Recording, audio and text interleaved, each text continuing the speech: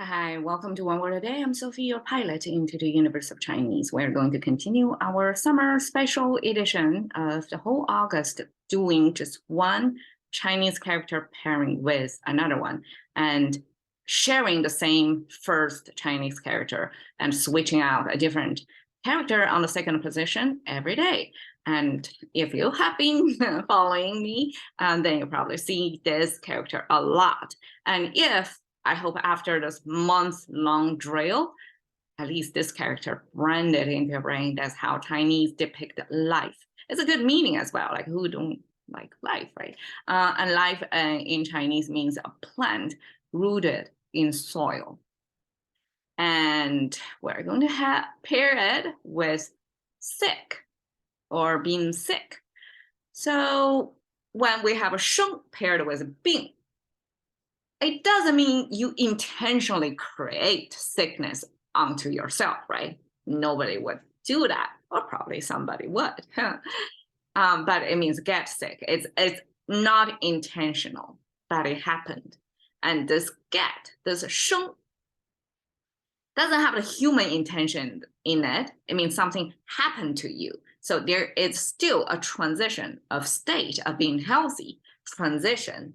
This this make, sheng means from 0 to 1, right? From non-existing to existing, from non being sick to get sick, right? So that's what sheng why.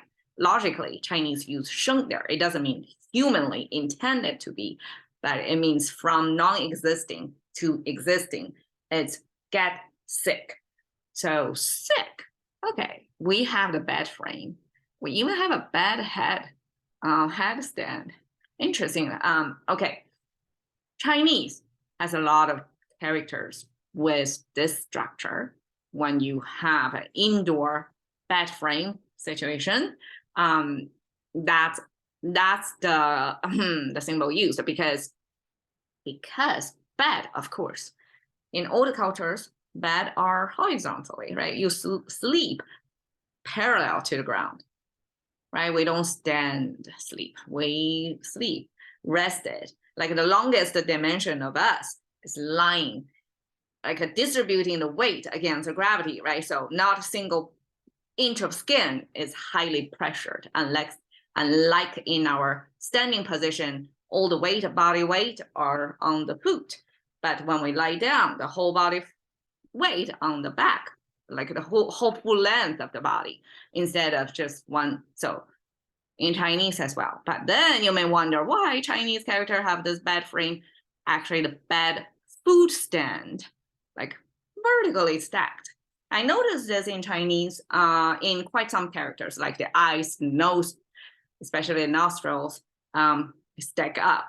The eyes stack up is because Chinese want to have this horizontal spatial economy because a lot of Chinese characters are combined, like a sheng is top and down, because that's especially spatially correct that the plant is growing on top of the soil. You cannot position side by side. That doesn't make reality sense, right?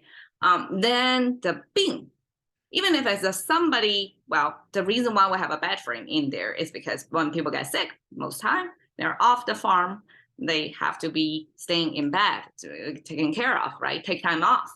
So this bed frame becomes like associated when with being sick. So the bed frame Y then vertically stacked, just like the eyes and the nostrils. It's to save space. Imagine this thing is as realistically placed. It's horizontally placed. Then that's a long space horizontally. It's not going to. It's almost like it's not going to be enough width to place this bed frame horizontally. Because Chinese, even if we say it's a square, if you look carefully, majority of Chinese characters are vertically longer rectangle.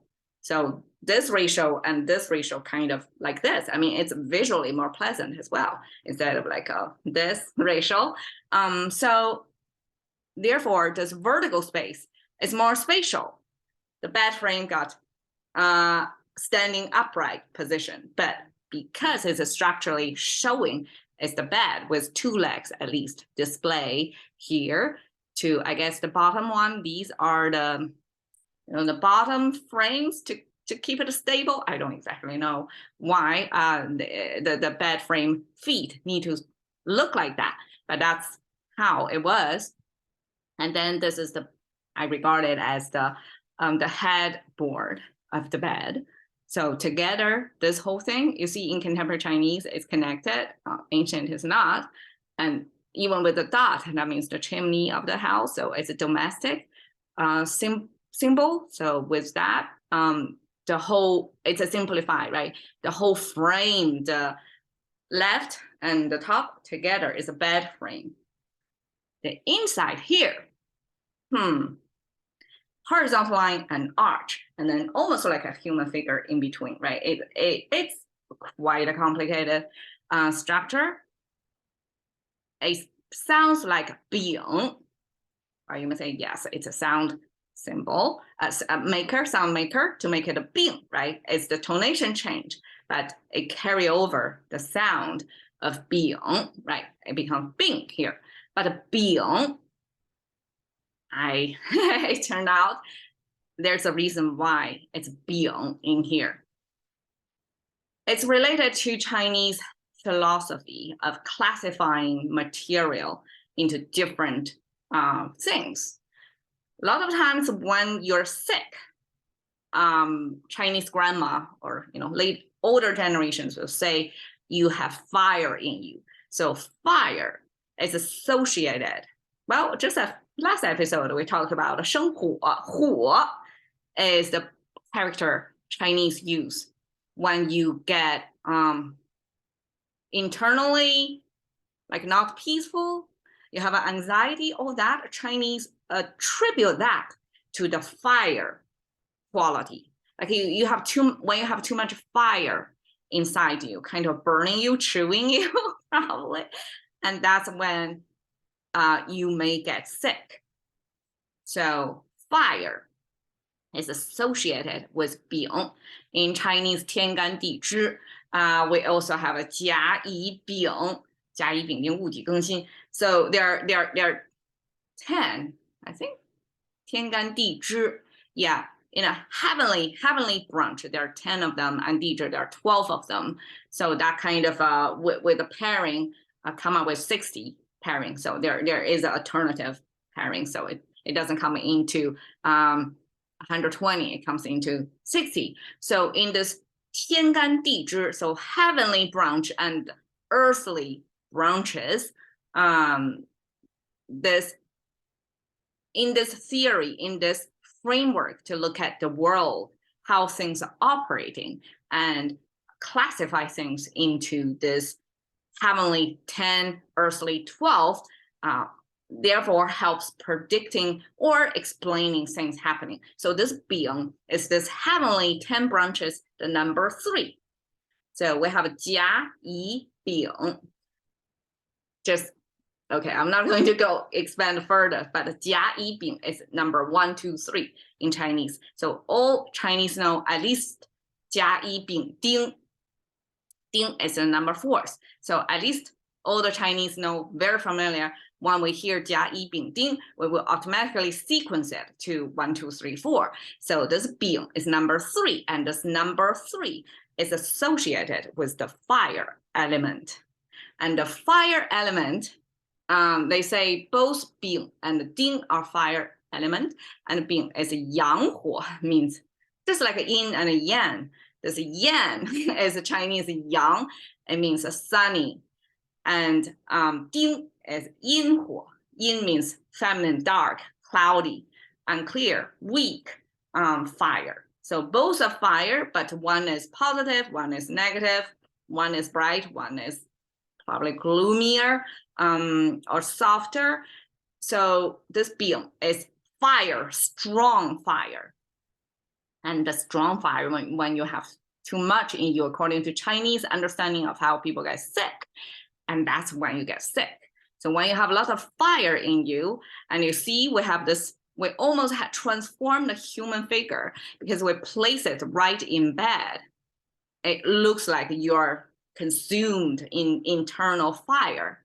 And in bed, that's how sick you will feel. Probably for a lot of Chinese, being sick is the experience of feeling as if there are fires burning inside them. I mean, when we have fever, right? That's a typical feeling of almost like we have fires burning inside us. So probably Chinese associate fire with sick, with pretty bad sick. Okay, so that's Chinese get sick. And I know this is not a popular episode, but still it's part of life. And I want to share a little bit episode of when I grew up.